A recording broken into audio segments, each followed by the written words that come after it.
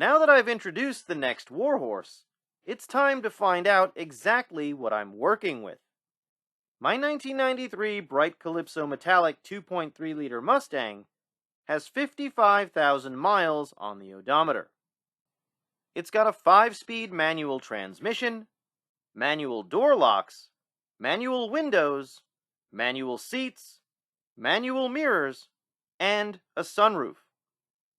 The 2.3-liter dual spark plug per cylinder engine came from the factory with a whopping 105 horsepower and 140 pound-feet of torque.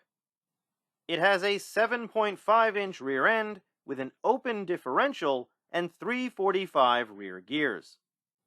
Behind the 15 by 7-inch 10-hole wheels dressed in 205/65/15 tires are 10-inch rotors with single piston calipers up front and drum brakes in the rear.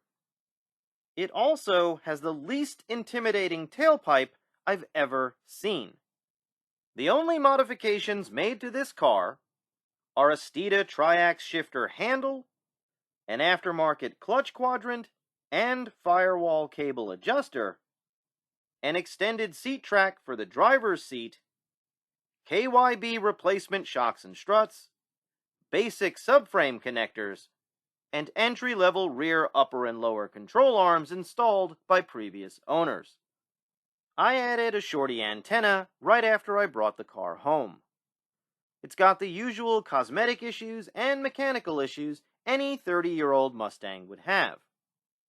It's had some restoration done to the interior, and it was definitely in a front-end collision in the past. But the accident repairs appear to have been done by a dealership using Ford parts. All in all, it's a very good, rust-free foundation.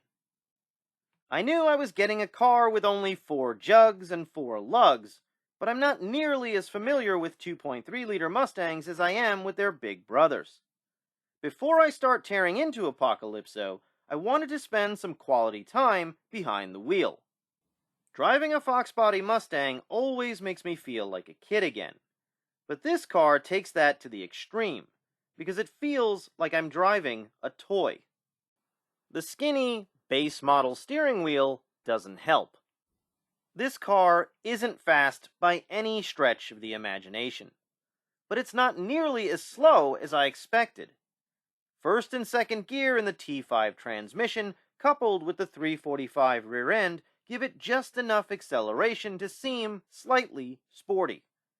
You can sense that the engine would really wake up if it could just breathe better. Handling is where this car really struggles. The body roll is enough to make me seasick. The front sway bar is a tiny 15/16 of an inch, roughly 24 millimeters, and it doesn't even have a rear sway bar. My steering inputs appear to be delivered by the world's worst walkie-talkies. There's a noticeable delay, and the response isn't very clear when it finally comes through.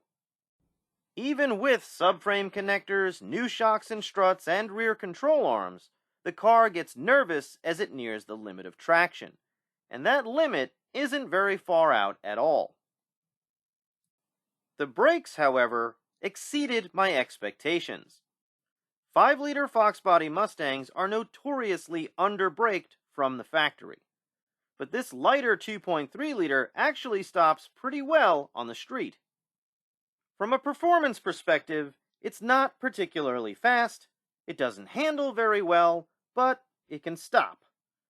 Considering that for autocross you want a car that can accelerate quickly, handle incredibly well, and you'll be using your brakes as little as possible, most people would be worried.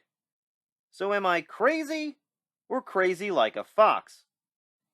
You see, even with all its flaws, there's still a feeling in this car. It's subtle, and it's brief, and if you blink, you'll miss it. But for a moment, right after the body roll stops and just before the nervousness sets in near the limit, this car feels confident. Even though it's buried as deep as dinosaur bones, it's the same potential that exists in the DNA of all 79 to 04 Mustangs.